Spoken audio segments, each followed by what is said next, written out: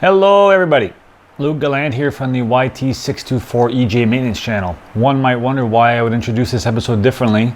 Maybe it's because I'm on vacation from my regular job in order to make this video, which is pretty funny in and of itself. Anyway, beautiful Friday afternoon, and we are on to episode 26. Finally, we're going to be answering the question once and for all: how big of a light can you put on your snowblower? Most members of the public would laugh at us, but we are cult fanatics of the Yamaha snowblower brand. So today we're going to answer that question of how big of a light can you put on your blower by performing some methodical testing, obtaining some data, and then making a decision. I don't know what the answer to the question is yet because I have not started this testing. We're going to do that together. I'm going to walk you through what I'm doing.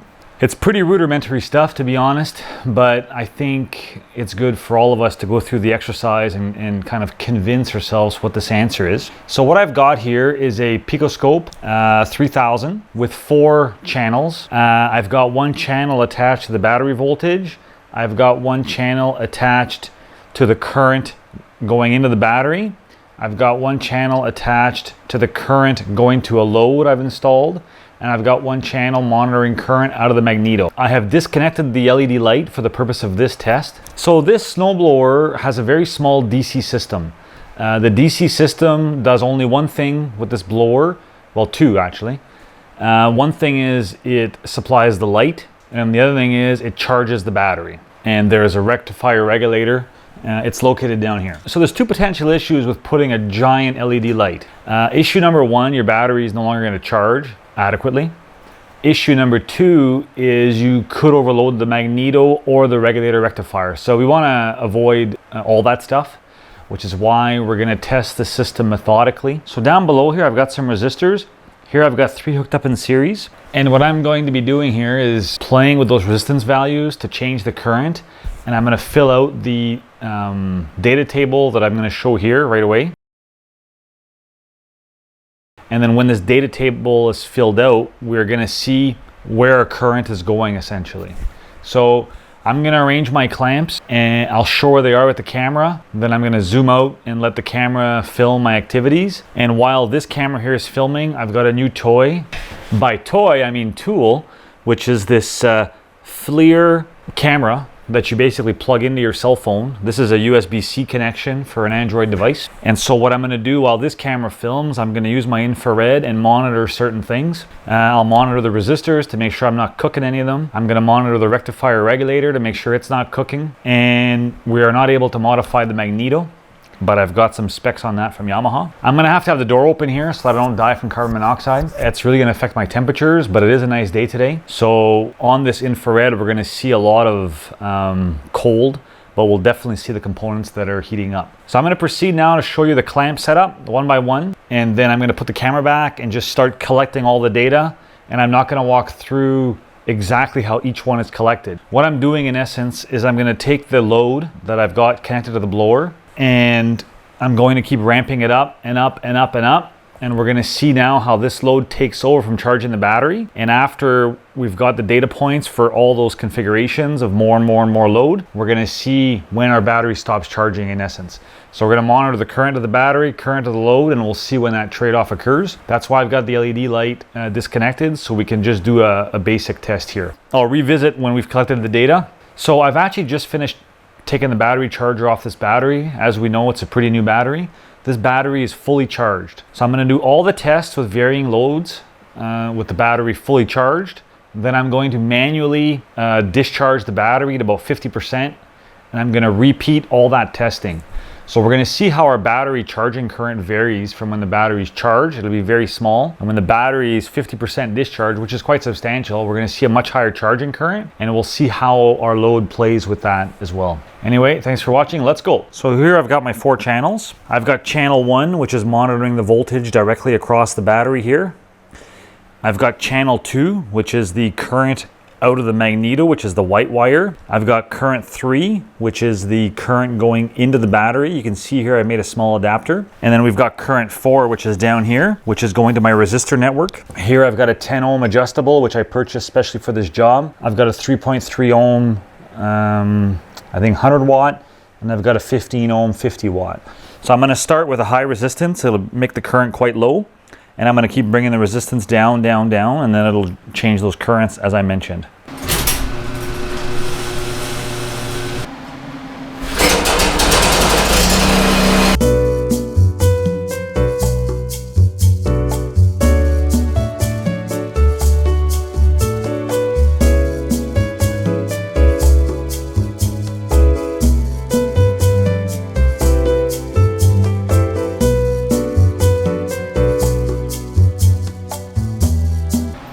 So the first round of recording is done.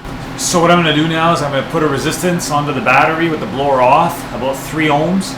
I'm going to leave it for a while, and that's going to discharge our battery. I'm going to stop when we hit 50%. Then I'm going to repeat everything to get a full set of data, and we'll look at what it shows.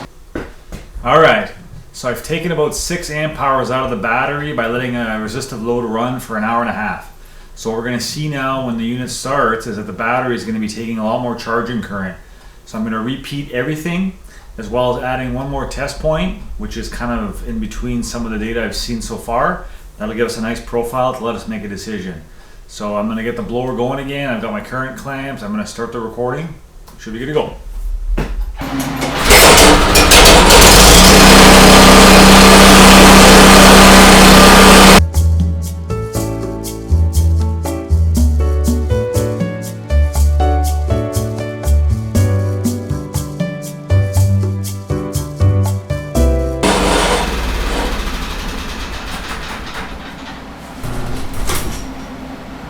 All right, so we've wrapped up both scenarios of testing, both load testing when the battery was fully charged and load testing when the battery was approximately 50 to 60% charged. And we have a whole bunch of nice graphs that I'm going to show here on the screen. The takeaway from all the testing is that the absolute maximum amount of power that the regulator rectifier can put out is 1.2 to 1.3 amps, just about in that range. So if your light, any bigger light draws more than 1.2 amps, I would say, that energy is going to be coming out of the battery. So let's say you put a 2 amp light on there, the rectifier regulator will supply 1.2 and your battery will supply 0.8 amps for however long you have the snowblower on. That means that your battery is going to eventually get discharged because it's not charging anymore, considering the design on this snowblower is that the light is always on. So I see that there's 2 options. Option 1 is to specify a light that consumes less than 1.2, and that's what I've done. That's going to be the subject of the next video, episode 27, where I kind of package together a light that's about 1 amp in size, so it's double what this one is, and it has a protective circuit in there in case the battery gets disconnected or in case you forget to put the fuse in, you won't burn your light. So I've got that design already prototyped with help from a friend, Peter. So that's option 1, to put a light that allows the battery to still charge normally. Why do you want the battery to be able to charge? Well, batteries self-discharge when they're not in use, and every time you start the snowblower, you're reducing the charge level a little bit. So you have to charge the battery at some point, otherwise, maybe in a month your battery would be dead, then you might revert back to the previous problem.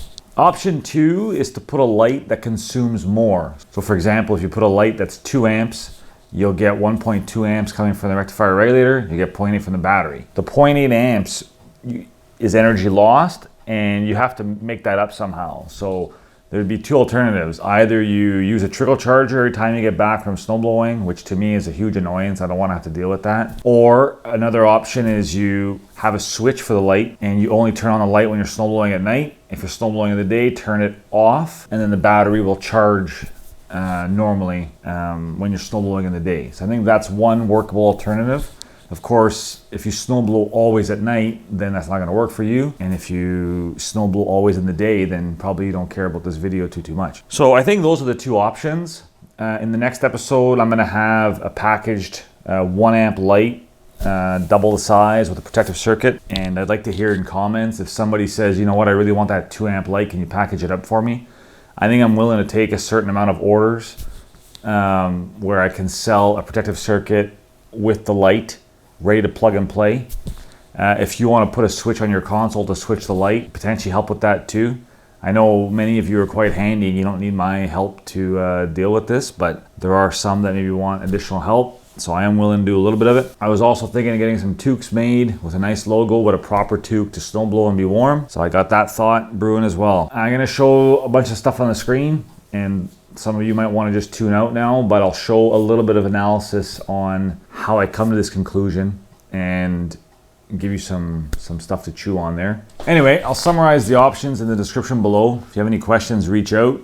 Hopefully this helps some of you kind of do it yourself. And if anybody needs some support, do let me know in the comments. And yeah, talk to you soon. Thanks. So here's some video I took of the load resistors just to show some of the temperatures they were reaching. And I've had the door open here, so you see that around it's quite cold. But here we've got the resistors that are still quite cool, and they're going to warm up later. And a resistor like this can operate at about 150 to maybe 250 Celsius max, but to operate at those temperatures you need quite the cooling.